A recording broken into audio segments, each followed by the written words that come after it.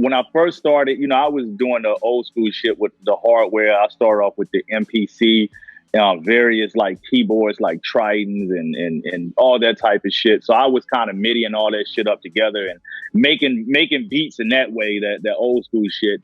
But I remember back then, a lot of people kept telling me to switch the software, and I just wasn't fucking listening. So I did switch the software.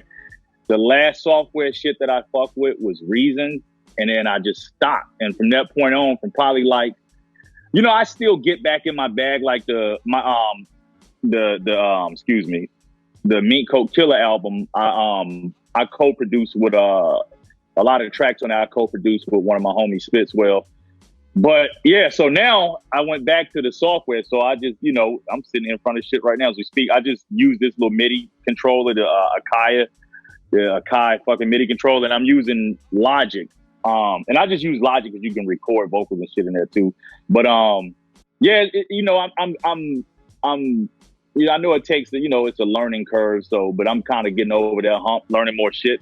But shit's starting to kind of turn out a little dope, man. So here we are. In my early years of production, I went to this college. It was called AIU, American Intercontinental University. I went for audio production, and I remember a couple of the kids in my class at the time, and that's when I was heavy on the MPC. But it was these kids at the time. This is when Fruity Loops first emerged. There was a lot of kids that was using Fruity Loops, and they were doing shit on there that I wasn't even really capable of doing at the time on the MPC, and they shit was sounding just as good as some of the vets I knew that use MPCs, man. I think it, like I said before, not even just with art, with anything, people get so accustomed to that mentality of like, you'll look at what a professional use or some shit like that, and you'll be thinking like, I need that. That the tool that person used is not going to make you the best you. You're going to make you the best you, and what you able to do with the tools you got, that's what's going to make you the best of whatever the fuck you do. Don't worry about what the professionals and shit like that use. Of course, it comes in play at a point when it comes down to maybe mixing and shit like that. But as far as producing, man, if you doing some shit, hey, and it's fire, keep doing it.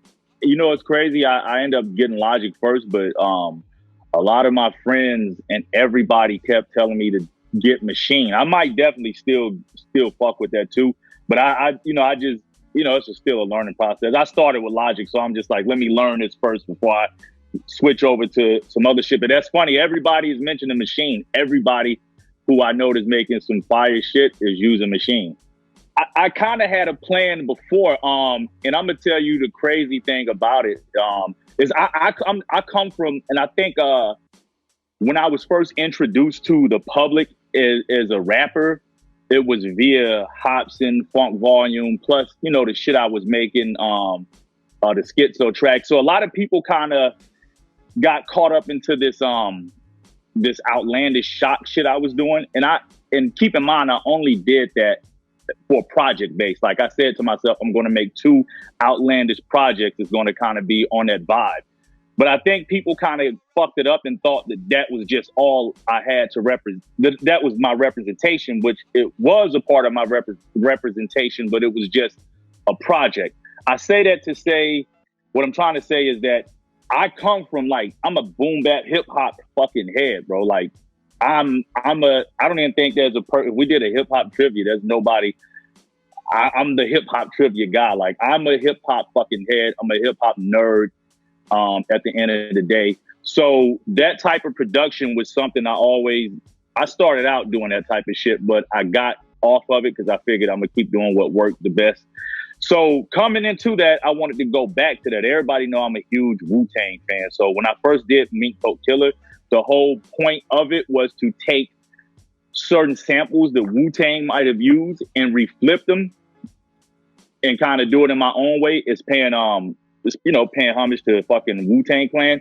But along the road, it just turned into, you know, I was just digging through samples. It just came to like, oh shit, this is just shit. Wu-Tang didn't even use the samples, but so I just said, fuck it. And it took a direction onto a Wu-Tang tribute album to my own personal project, just because I just kept finding so many like crazy samples that Wu-Tang didn't even use. And once again, from that same shit, just that rabbit hole, I might have looked up Cream, like when I reflipped Cream, like that was completely me and another producer. But the whole idea, I wanted to kind of take certain parts that they didn't use and reflip it that way.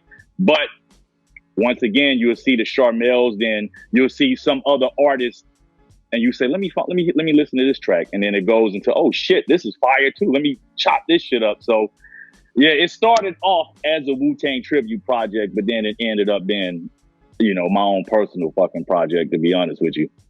Even previous projects before that, every single project that I put out, I'm always a part of, you know, either post-production, or I'm right there with the producer and we making some shit from scratch. So I never really left the production bag. I just left it completely, as far as just concentrating on just making beats. So now I'm just spending more time now making beats versus, you know, writing music and shit, which I need to get back on as well. But yeah, that's funny you said about Royce. That I agree with him. It don't matter where it comes from, bro. It's about what you do with it. And when I first started, I was kind of caught up in that kind of mentality of oh, the legends don't do it this way, so I'm only going to follow the legends or the quote unquote, you know, gods of production, of rap production. But it don't fucking matter, bro. It don't even matter what you're using, as long as you can utilize that to the best of your ability and make the shit dope. Nobody gives a fuck. No, the fans aren't listening to music and wondering what the fuck did they produce. You know, only us producers and artists think about shit like that. But the average fan is not thinking about what the fuck you use to make the fucking fire, bro.